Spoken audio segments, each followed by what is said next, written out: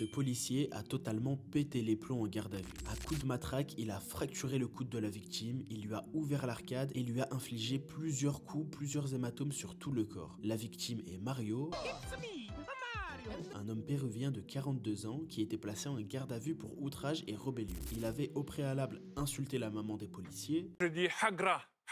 Et un test d'alcoolémie a révélé qu'il avait plus de 2 grammes dans le sang. Mario a été emmené au commissariat, ils l'ont assis sur un banc, et c'est à ce moment-là qu'un policier a soudainement fait une clé de bras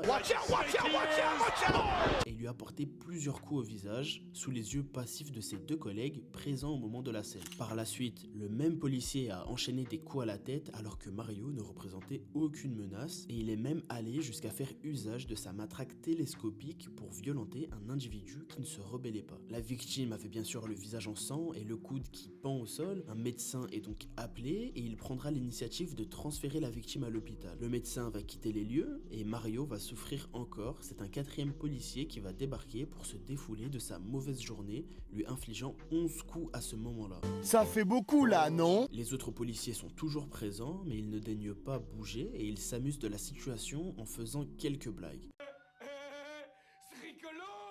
À l'hôpital, le constat est sans appel, fracture de l'avant-bras droit due à des coups de matraque, plusieurs hématomes et l'arcade ouverte. Le lendemain matin, Mario dépose plainte et c'est avec stupeur qu'il va apprendre que les policiers ont déjà porté plainte contre lui. Ils ont menti, affirmé que l'individu était agressif et qu'ils ont simplement essayé de le calmer. C'était pour son bien. Mais les vidéos de surveillance ont donné raison à Mario et les policiers ont avoué avoir menti. Ils ont reconnu les faits et ils seront jugés fin octobre. Restez branchés, on vous tient au courant.